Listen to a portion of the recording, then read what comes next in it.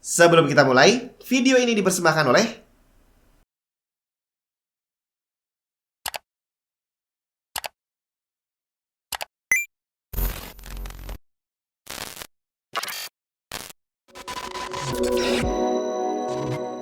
Halo semua, Jun di mana?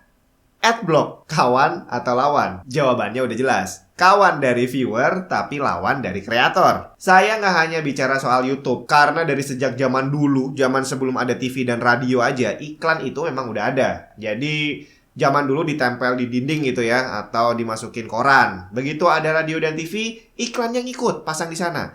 Dan begitu sekarang udah dunia jadi digital dan online semua, iklannya juga ngikut. Tapi penonton dari zaman kapanpun, dari zaman dulu sampai sekarang, itu kalau disuruh nonton iklan, ya kurang semangat lah ya. Sampai akhirnya lahirlah Adblock yang menyelamatkan dunia. Emang ya? Dan sebelumnya buat kamu yang lagi hunting game ataupun software, kamu bisa mampir ke website kissoff.com. Mereka menyediakan banyak game dan software original dengan harga murah yang seringkali lebih murah dari harga resminya.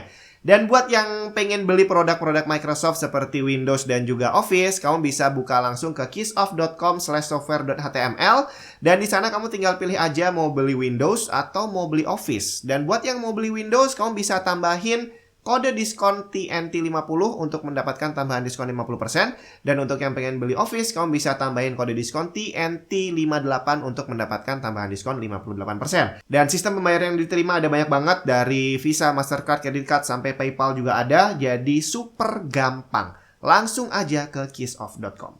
Iklan atau pariwara. Woi, udah lama ya nggak dengar istilah pariwara. Jadi ini adalah suatu bentuk promosi sebuah barang atau jasa gitu kan, dari para produsen, penjual, atau distributor untuk para penonton biar mereka tahu bahwa produk mereka itu ada. Dan iklan ini kita tahu nggak gratis, bre. Bayar, ada duitnya. Dan ini nggak murah. Tergantung di mana kamu pasang iklannya, harganya bisa mahal atau bisa mahal banget. Dan kita semua tahu, semua konten kreator, saya bukan hanya bicara YouTube sekali lagi, jadi zaman dulu radio dan TV pun bisa bertahan ngasih kita hiburan karena adanya iklan. Tapi selama ini ya orang-orang sebenarnya tahu bahwa media-media ini bisa bertahan karena adanya iklan. Tapi kita sendiri nggak nyaman untuk melihat iklan tadi. Dan sebisa mungkin diblokir aja deh, tanpa kita berpikir lebih panjang bahwa hal itu sebenarnya adalah yang menghidupi para konten kreator, para artis, para penyanyi yang kita lihat di layar saat ini. Tanpa adanya iklan, ya kamu bisa harapkan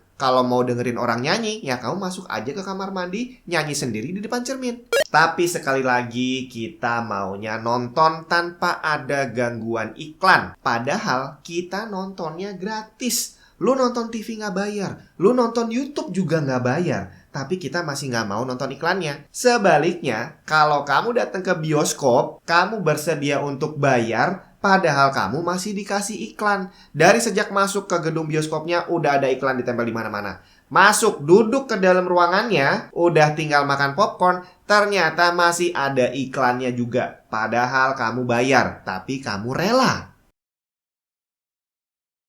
Adblock atau Advertisement Blocker. Ini adalah sebuah software yang kita install, bisa di HP, bisa juga di komputer, yang tujuannya udah jelas memblokir iklan yang muncul. Jadi kalau kamu harusnya nonton video ada iklannya, akhirnya iklannya dihilangkan. Kamu buka website ada iklannya juga dihilangin. Jadi ini adalah fungsi hebatnya Adblocker. Zaman dulu sebenarnya Adblocknya itu udah ada, cuma Adblock alami. Artinya waktu kamu nonton TV, terus ada iklannya, apa yang kamu lakuin? Tetap nonton iklannya atau ganti channel lain?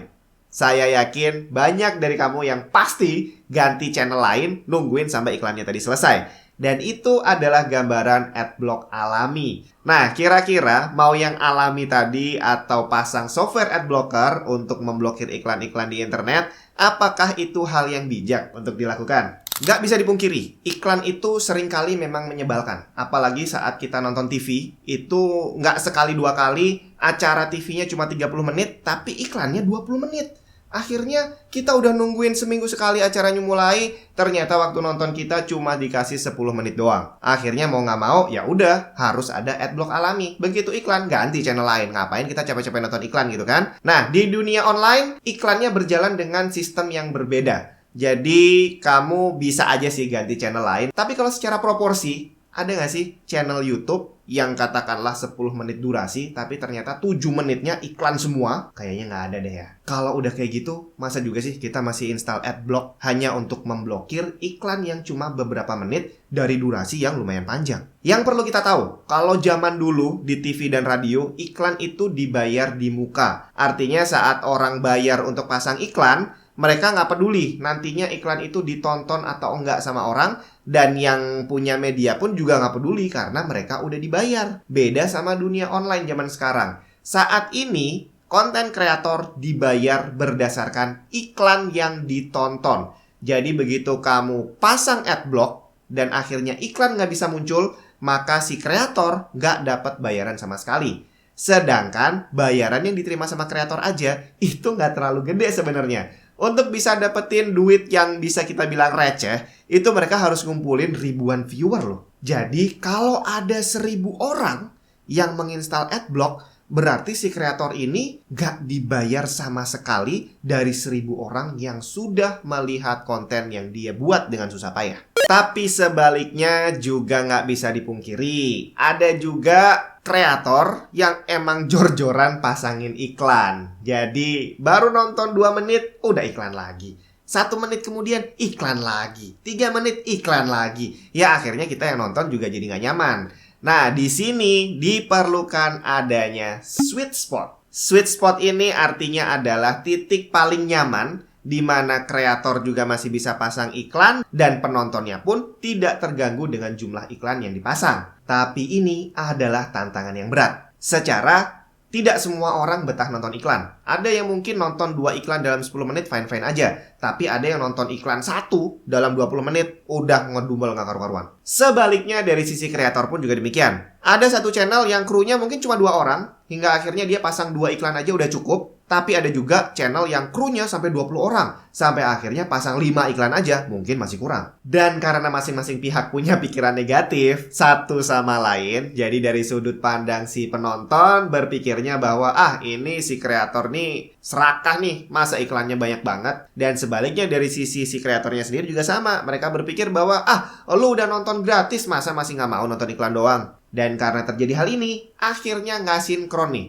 antara kreator dan penontonnya, tidak bisa nyambung. Saya bukan mau ngebelain kreator karena saya adalah seorang konten kreator ya. Karena sebelum jadi konten kreator saya pun juga jadi penonton gitu kan. Bahkan sekarang pun saya juga masih nonton. Dan emang bener sih, pikiran negatif itu selalu ada. Sebagai penonton saya juga kadang berpikir nih apaan sih iklan banyak banget. Dan sebagai kreator saya juga berpikir bahwa masa lu nonton iklan aja nggak mau, udah gratis gitu kan. Dan di sini saya mau kasih tahu dulu nih, bukan curhat ya. Saya mau kasih tahu bahwa untuk menjadi seorang konten kreator itu susah banget. Jadi kita nggak bisa ngebayangin bahwa jadi YouTuber itu enak, pasti dapat banyak duit. Nggak. YouTube itu sama aja seperti kamu kerja.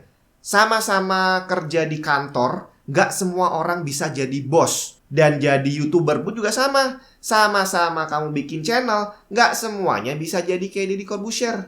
Jadi kalau kamu mau nyontoh Deddy Corbuzier dan kamu jadiin patokan bahwa YouTuber itu kaya raya, ya kamu salah besar. Karena nggak semua orang jadi kepala cabang. Ada yang seumur hidupnya cuma jadi tukang sapunya doang. Hal ini juga sama semisal kamu berpikir bahwa ngapain kuliah capek-capek, sedangkan orang yang nggak kuliah aja banyak yang sukses. Contohnya Steve Jobs, Bill Gates, dan Mark Zuckerberg ya kan. Mereka drop out tapi akhirnya jadi orang super kaya gitu kan. Ya kalau kamu mau lihat, orang yang drop out dan jadi belangsak jauh lebih banyak jumlahnya. Dan itulah gambaran tentang konten kreator, bahwa tidak semuanya akan berujung menjadi kaya raya. Dan dari yang sedikit itu, mereka hanya mengandalkan AdSense. Mereka hanya mengandalkan iklan yang muncul di channelnya. Dan begitu kamu pasang adblock, maka otomatis si kreator tadi gak dapat bayaran. Udah capek-capek nyapu kantor, gak ada yang mau bayar. Oke, sekarang kita kembali ke sweet spot, titik tengahnya tadi.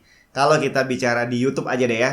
Sebenarnya gimana sih idealnya kita pasang iklan? Apakah 5 menit sekali atau 10 menit sekali? Ya ini nggak ada standarnya sih. Karena ya terus terang semua orang punya selera yang berbeda. Yang pasti jangan 1 menit sekali aja. Karena kalau saya menempatkan diri sebagai penonton ya, sebagai pengguna web, ada satu website portal berita gitu kan, yang setiap kali saya mampir ke sana, begitu halamannya terbuka, saya harus buru-buru baca beritanya, karena kalau nggak sampai cepet-cepet selesai, itu bakal muncul iklan banyak banget, yang sampai akhirnya halaman beritanya sendiri nggak kelihatan. Karena kalau saya mau ngeklik, udah pasti yang keklik adalah iklan. Dan kalau saya scroll, iklannya itu ikutan nge-scroll ke bawah. Jadi otomatis beritanya nggak bisa dibaca sama sekali. Dan sebagai kreator, saya paham bahwa portal berita itu punya karyawan banyak banget. Jadi mereka memang butuh iklan yang banyak untuk bisa menghidupi operasional perusahaan mereka. Tapi sekali lagi, saya sebagai konten kreator, saya punya kesadaran untuk nggak nginstal adblock. Tapi tadi kita udah bahas bahwa kita punya adblock alami. Bahwa kalau kamu nggak suka, ya udah kamu minggir. Dan itu yang terjadi dengan saya. Dia pasang iklan banyak-banyak, saya nggak ngeblokir, tapi saya juga nggak mau kembali lagi ke website itu. Jadi akhirnya pakai adblock atau enggak, kalau kamu pasang iklannya kebanyakan, ya orang juga nggak mau nonton. Entah akhirnya diblokir atau penontonnya nggak mau balik ke channel atau website kita. Nah, sedangkan dari sudut pandang penonton, gimana nih? Apakah install adblock aja atau nggak usah? Mendingan diblokir secara software atau kita pergi aja? Nah, ini ya saya nggak bisa bilang mana yang benar mana yang salah, karena tadi sama aja. Kalaupun kamu nggak suka, tanpa install adblock pun kamu bakal pergi. Artinya di sini dibutuhkan kesadaran dari masing-masing pihak. Dari sisi kreator juga harus paham bahwa dengan ngasih banyak iklan, itu malah justru kamu mengusir penonton. Dan dari penonton juga harus paham bahwa iklan itu adalah yang menghidupi channel dan website yang kita suka. Kalau memang kamu senang dengan kontennya, kamu menikmati nontonnya, ya sebisa mungkin disupport aja. Tapi kalau menurut kamu iklannya kebanyakan dan bikin kamu nggak nyaman, ya udah tanpa install adblock pun saya yakin kamu nggak akan balik. Dan hasilnya juga sama, si kreator nggak dapat bayaran. Jadi di sini kesadaran dari masing-masing pihak sekali lagi harus benar-benar ada. Intinya adalah kita saling support aja. Kita saling mendukung bahwa ini adalah sebuah simbiosis mutualisme. Kita sama-sama dapat keuntungan. Penonton dapat hiburan, dapat informasi gratis, dan si kreator juga dapat bayaran. Dan perlu kamu tahu juga nih sebagai penonton ya, yang mungkin membayangkan hidupnya seorang konten kreator itu enak, ternyata enggak juga. Artinya kalau kita lihat suatu channel, dia bisa upload mungkin 3 kali seminggu atau lebih, hampir bisa dipastikan itu adalah pekerjaan utama dia. Karena kalau dia nyambi, nggak mungkin dia bisa upload setiap hari dengan kualitas yang bagus. Jadi begitu kamu lihat channel yang seperti itu, terutama dengan kualitas yang menurut kamu memang bagus, ya udah, kamu bisa yakin aja bahwa dia full time ada di situ. Dan bayangin kalau itu adalah pekerjaan utamanya dia dan kamu nggak mau membantu dia untuk bisa bertahan hidup, maka channel-channel yang bagus tadi ya nggak akan bisa bertahan. Jadi karena ini adalah sebuah hubungan yang saling menguntungkan, itu ibaratnya saya bunganya, kamu lebahnya. Atau saya kompornya, kamu koreknya. Atau ya pokoknya gitulah.